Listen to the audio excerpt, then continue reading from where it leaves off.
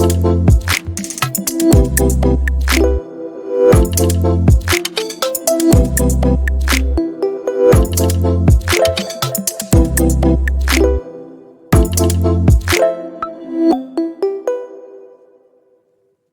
guys, welcome back to our channel. I'm Cross. And I'm Lyra. And today we got a special video reaction for you guys called Lilo and Stitch explained by an Asian. Whoa! And you know we got the Asians of all Asians right here, dude.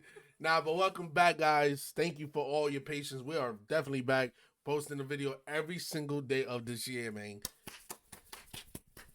We on some.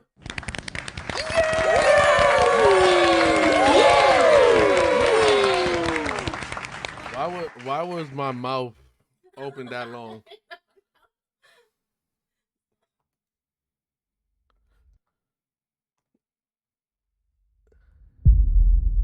Damn, that shit was late as hell.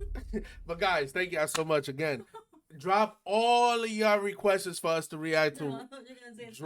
Drop all of your requests for us to react to in the comment section down below. We are back, guys. Hey, listen, let's not keep y'all waiting any longer. Y'all already know, hit that thumbs up and subscribe and turn on notification bell. And like always, let's start the video. Let's go.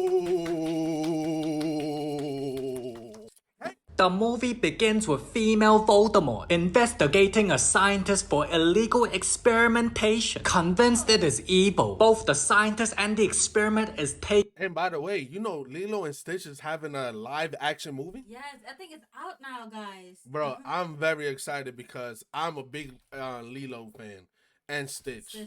Oh well, I'm a Stitch fan, but I love the story. I love Lilo and Stitch, bro. Woo! Taken to prison, but using his made in China high IQ, the little experiment successfully escapes the facility and space travels to a planet named Earth. Voldemort takes the Cyclops to team up with the Four Eyes to capture the experiment in exchange for the four-eyed scientist to no longer serve jail time. Meanwhile on Earth, we are introduced to Lilo, who struggles to fit in with her peers. I have herpes. Wow. You're weird. Wait, what the heck?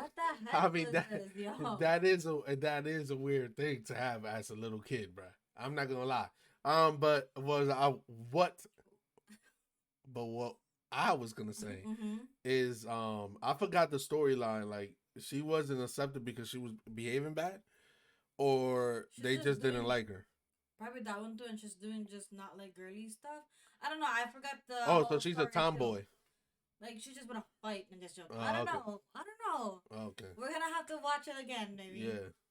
Hey, yo, what you say, ho? I'ma beat you ass like Chris Brown, yeah. Hey, yo, hold me back, homie, hold me back. I think I have rabies.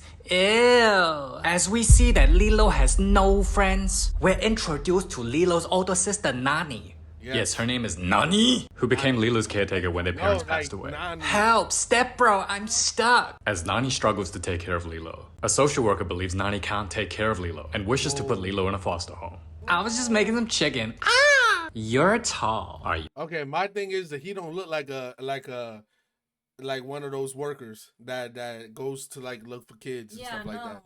Looks like a CIA or something. Yeah, that dude is from the government. Not for like sure. Welfare check or something. Yeah. Or whatever. You happy? Well, my sister beats me like she's Amber Heard and Will Smith. Whoa. She beats you? Yeah, she beats me like 5 times a day. The social worker then gives Nani 3 days to change his mind before Lilo is put into a foster home. And as he leaves, Nani proceeds to beat her ass. Oh yeah, round 2. Damn, wish yeah. Gotcha. Yeah, I'm gonna sell you to China. Man, you're the reason why dad left. At least I ain't broke like your ugly ass. What? Girl, how you 30 and have no mans? Hey yo, the farm just called. They want their cow back. I do appreciate the film highlighting the realness and difficulties of growing up with living in a broken home. That not every family is perfect, which can also be detrimental for kids to grow up in this. Yeah, for real, guys. Like, shout out to people dealing with that, because that's not very fun. Yeah. Especially that I'm remembering now was the plot, and yeah, she's the older sister. You know, parents died, all that. Like it gets tough. It's hard, you know. particular environment. As Nani tries to fix her relationship with her sister, Lilo sees a shooting star and wishes for a friend. The experiment then lands on Earth, gets hit by a truck, and wakes up at a vet. Nani tries to get a dog for Lilo because she wants Lilo to have a friend. Meanwhile, the experiment realizes he'll get captured, so he decides to go back in the vet and turns into a dog to get adopted. He is lucky he didn't turn into a dog in China. Or else we cook him in the pot for $2.50. Oh, yeah. He then captures Lilo's heart. Wait up. Is this true? I'm not Chinese. Oh. That's not what I meant to say.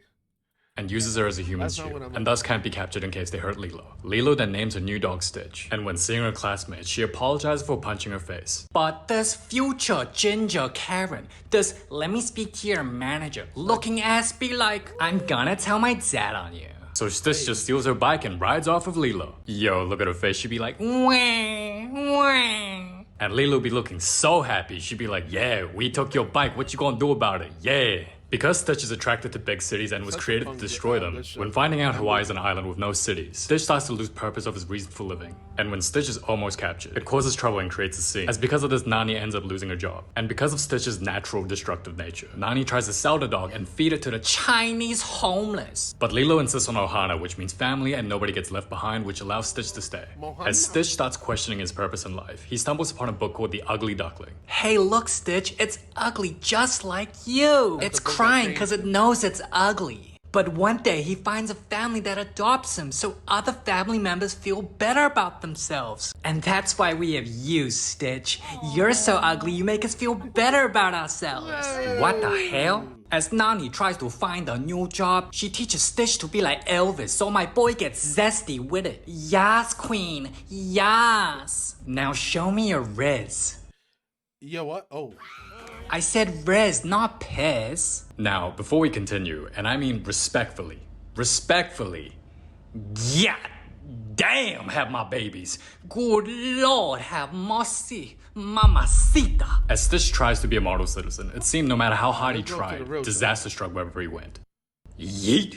Nani then fails to get a job, and Stitch upsets Lilo. Then this guy comes along, cause he wants Nani's nanusi. And as he uses his surfing and sandcastle building riz, Stitch slowly starts to change, and starts seeing the value of family, and despite being unable to swim, he goes surfing to spend family bonding time. But the plan backfires immensely. Nah, but imagine seeing this in the water. That looks mad creepy as hell. As Stitch goes under the sea, he gives them the two-piece combo, and they go flying. Stitch starts drowning. Man saves him because he wants the nanusi.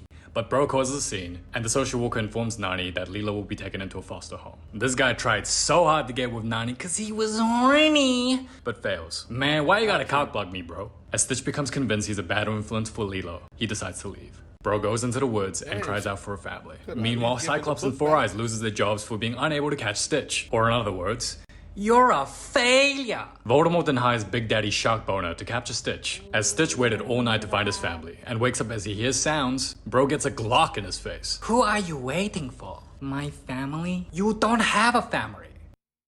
You ugly.